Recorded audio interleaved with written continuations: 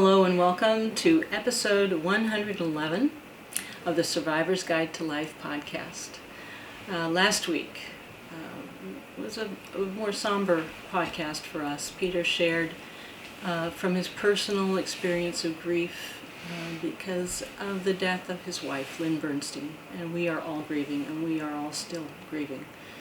So we want to take something from that today because we know that many people, probably millions of people now, are grieving for loved ones who passed away because of COVID and, of course, for any other reason in the recent past. And grief is an experience that I think many people share right now and could use some perspective and some support and some understanding of the process. Yeah, I think what people, all of us, part of it, as long as we're living our life rather normally, I think loss and grieving are not something that we pay attention to very often, the loss of loved ones, but it happens to everyone. And we don't live, except in the last year, I'd say, that it happens to everyone. No one is going to escape this life alive. I think as I think about it, some of the countries that I know are very deprived or impoverished, that's different. They do think about it every day. I know many. A daily life experience. And they learn how to cope with it differently than we do here.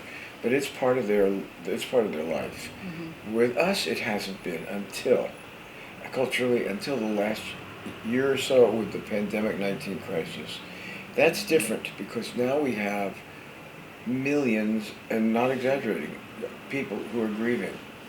I think the latest statistic that I've read is that we've been told 545,000 people have died. Now they're saying 900,000 people have died from COVID-19. Here in this country? Mm-hmm. Wow. Yep. So there's probably some other way that they're measuring it. They're counting it differently, yeah. But last week we talked about how many people are affected off of each person. Right. Passes, and I think it was 7. So right away we were talking about millions of people, and in an incomplete type of grieving because they couldn't even be there at their loved one's side. For many of the elderly, yes. Well, they say almost none were allowed. Mm-hmm. So we're talking about millions of people that are grieving and they have this burden that they're carrying, and it can be so draining. It is. I mean, let's be honest. We're here. This is the next week after we talk so actively and openly about the grief that we are all feeling over the loss of Lynn, my wife, who made such an impression, and she was so inspiring to so many people. I can't go downtown without people stopping me, or actually people I trust just talking about her. She was a very, very loved woman for good reason. Yes. I miss her. I do too. We all miss her. And I think one of the things we're also discovering is that people have different ways of grieving. So in our institute and through our nonprofit, whatever, there are so many people that have been staff, caregivers, that have been impacted by caring for Lynn and around her. And we're seeing the different forms. The different ways it takes in their lives and the way it affects them. Yes. And another interesting fact is a lot of our staff has been hit with a lot of losses in this last year. Mm-hmm. I've never seen it like this in 51 years of my work, where there's so much loss in all of the major type. So I look at this and I'm going, a lot of people are being affected. You know, it's funny. I don't mean funny, but grief is such an intense, it's probably there's nothing quite like it. There's nothing as difficult, as far as I'm concerned, as the depth of emotion and loss that goes with grief. Mm-hmm. And I've dealt with a lot of emotions and helped people go through it, but I don't think anything is more difficult.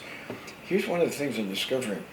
Folks that have histories of what I call unresolved grieving, where they never worked it through. They avoided it for some reason. Well, for some reason, it's the intensity and the pain is too much for them. Yeah. So what they'll do is they will push it aside and stay in a relatively numb state unfortunately, they don't work out the grief.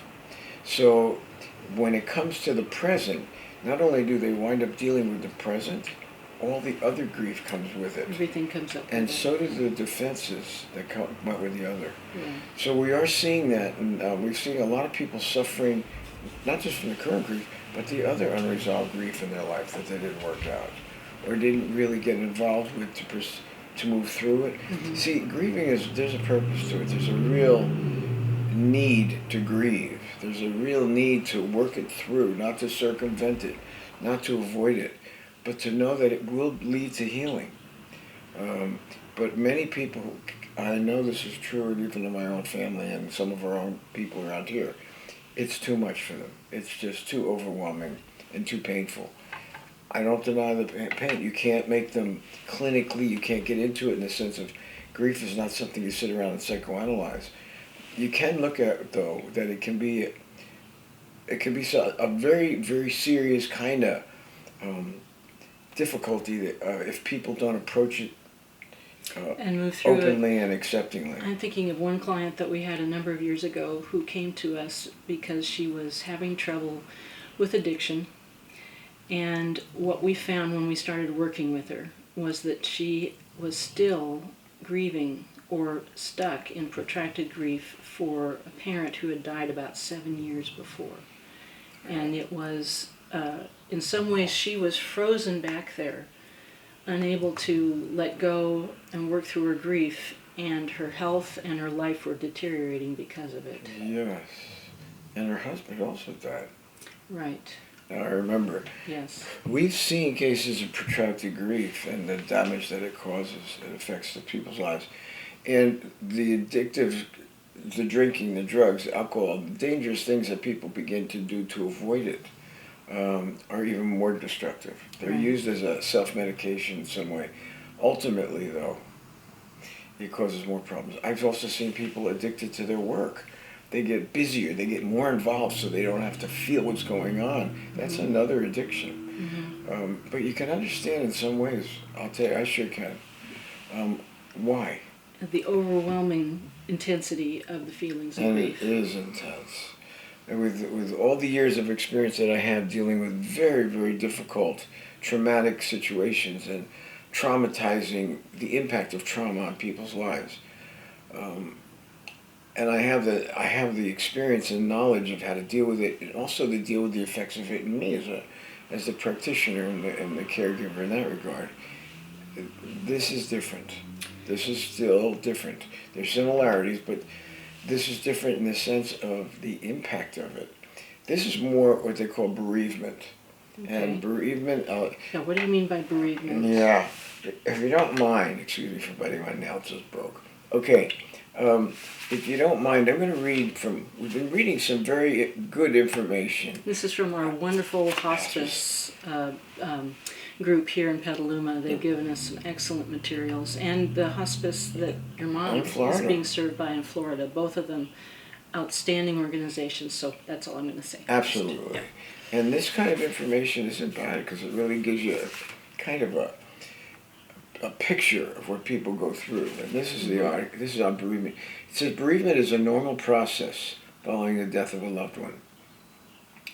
Grief is one of the deepest pains that one will ever know. Absolutely the truth. And I'm used to deep pain, but this is different. This is much harder. It says one may have time to prepare oneself for a loss. And I think that's been the case for me. That was true this time. Taking care of Lynn all of these years has actually been, I know this sounds pretty bizarre, it's actually been merciful in the sense that it allowed me to prepare for something that I would have a much worse time if it were an overnight shocking event. Sudden. We did have many times during that 5 years that we took care of her that we had moments that were very frightening. Sure, yeah. And they were difficult. Yeah. But she would come out of them and we'd go on. Mm-hmm. But I think in the long run, I've always been grateful to God for being merciful to my weaknesses. And I think I don't know how I would have done, but I've been prepared. I feel like God's been preparing me for a good 4.5, 5 years, maybe even more, for this time. Knew you needed it. I did, and you know what? It helped me accept the end a lot easier as well. Although that is so hard, particularly when you love someone as deeply as I love my wife. But I know that in some ways I feel I was being prepared in many ways. So, but let me read more about this. It says, it seems as though everything has changed. The security of what was familiar, and this I'm having trouble with, be it good or bad, is gone. Everything is turned upside down. Goals are changed, plans meaningless, possessions unimportant. Suddenly you're alone asking, what's the point of all of this? I haven't asked that part exactly.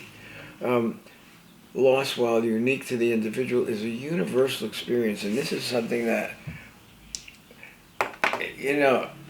it is the truth. No one is going to escape this. No. And yet, how do most people relate to this? Or how many people build this into the repertoire of their life experiences? No. In our culture? Not in our culture. No, not very much. No, The people in the extraordinary realities of caregiving, that's why it's such a different reality. Right. They are part of is, it. yes. And it makes them quite different. Very much a part of that extraordinary Yes, reality. yeah. Okay. Let's see. Loss, while unique to the individual, is a universal experience. No one escapes loss in one form or another. It's a state of being deprived or of being without something one values.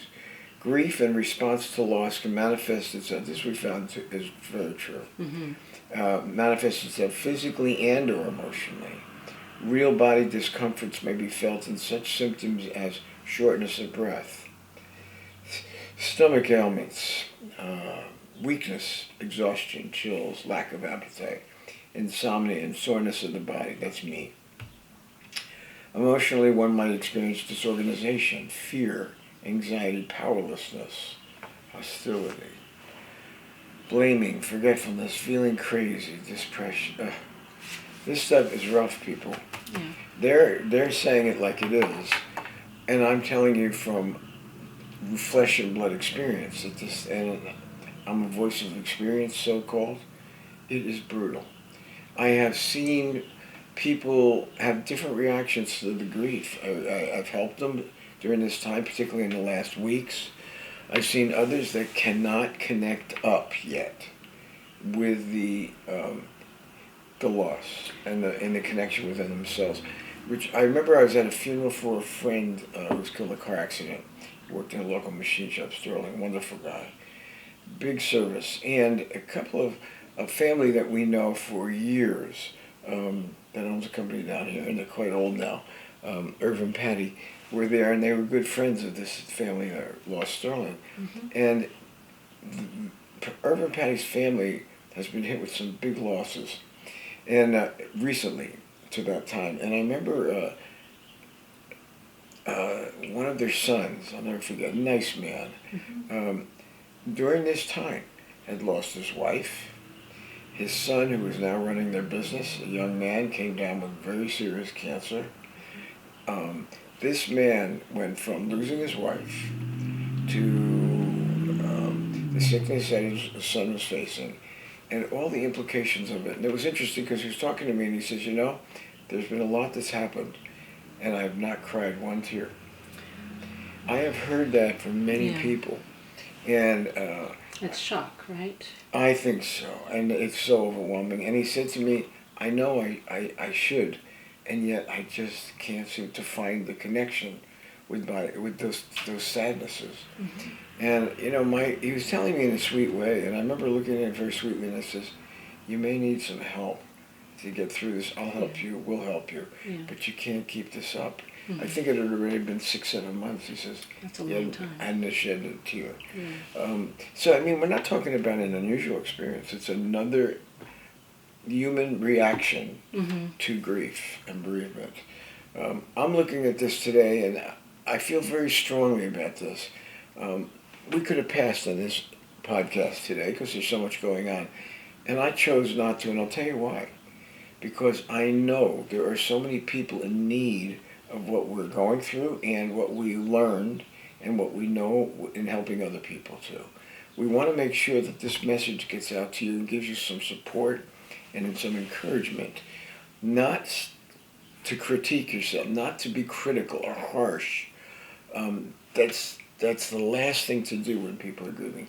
Not to be psychoanalyzing yourself about it. This is not a time to do things like that to yourself. It's very human. Leave yourselves alone. So then, if we're going to encourage people at this time, how would you encourage people to go ahead and go through this agonizingly painful process of grief? What is it that makes it worth going through the pain? What is it that makes it worth? Yeah. I think feeling that it, not getting stuck. Well, we all, it's rough to feel and it's rough to go through, and we may need support, which is okay. There's a lot of things that hospice organizations offer. We offer. I'll be honest with you. Grief can lead to healing and actually improvement, and it can lead to a thing called flourishing, and that is being restored and renewed and having your emotional reservoir refilled. I know that's true, and I know it can happen. I've seen it happen. I've experienced it a number of times. The people that don't go through it don't heal, and they don't get there. But I think grief is a very healing experience and a very important part of the human experience. In our society today, it is just looked at as get over it and get on with it and leave it behind. That is absolutely the wrong approach, Just the want to wrong make, attitude. I want to make sure people hear that the truth about going through your grief is that it is a healing experience. If you allow yourself to go through it, our society is doing an awful lot in our cultures to not allow people to grieve, to not give them a place or permission to go through it. I'm part of my old heritage is part of being what they call an observant Jewish family, almost between we were Orthodox. There's some that are more and less, but it was very, very Old Testament oriented. And one of the things that I do remember, and even though I rejected an awful lot of the Orthodoxy, was the way the Old Testament and the commentaries on the Old Testament, the old Jewish sages or rabbis, would line out, it's actually the Old Testament, a time to grieve, a time to mourn. Mm-hmm. Very specific, of course, they're very rigid. But they were talking about sitting Shiva after losing a loved one, which is 7 days of intensive grieving for the bereaved, and giving the person full permission to just vent and release or not, and not to focus on external distractions like we normally do.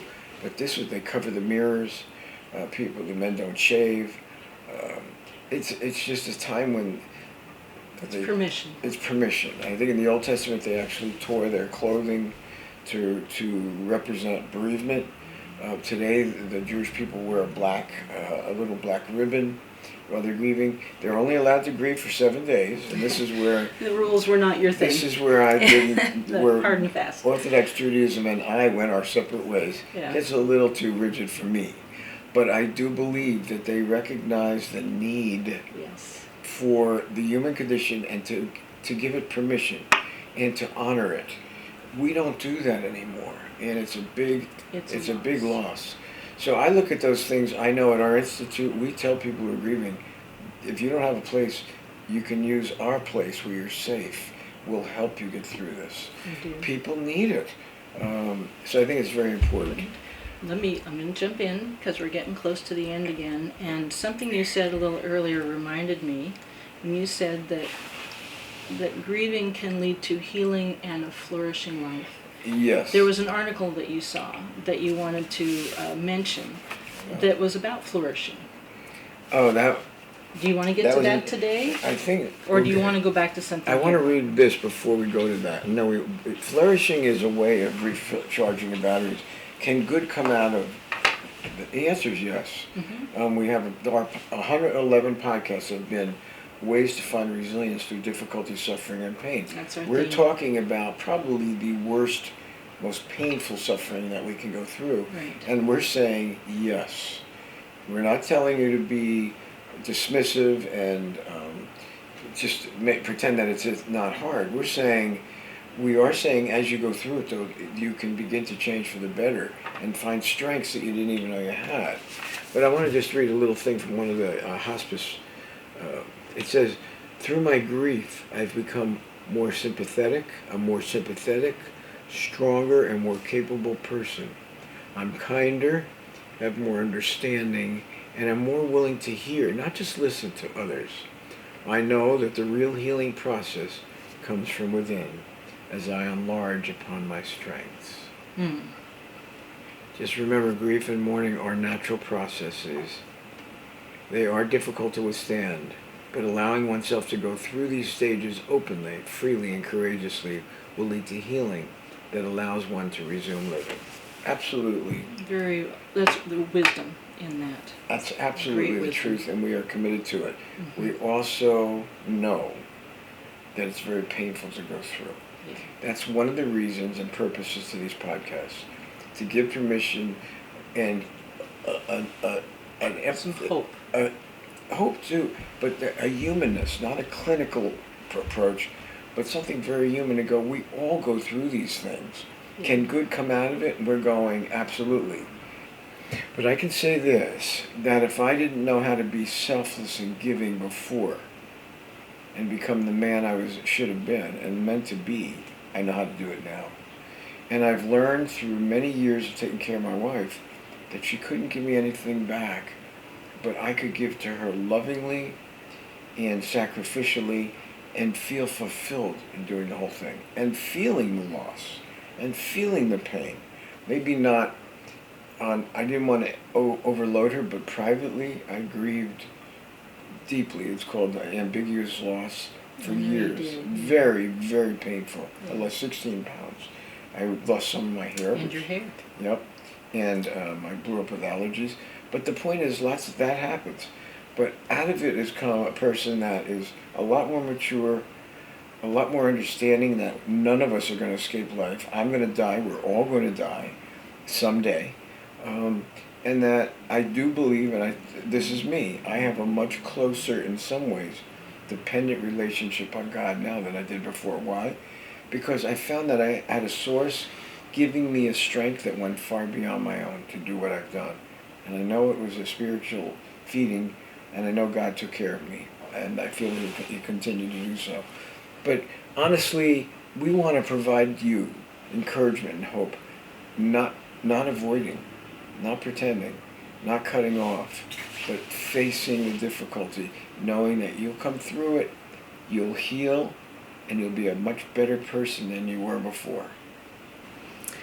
The Survivor's Guide to Life is made possible by Sonoma Coast Trauma Treatment at sctraumatreatment.org. Please consider donating to them and keeping us going here. We want to keep bringing you our message. We are at thesurvivorsguidetolife.com, where you'll find links to our podcast outlets and to our YouTube channel. We're on Facebook and Instagram. Please like us, share us, send us a message, give us some feedback. We are at 707-781-3335 or Jenny at bernsteininstitute.com. Thank you for joining us. Please join again next time.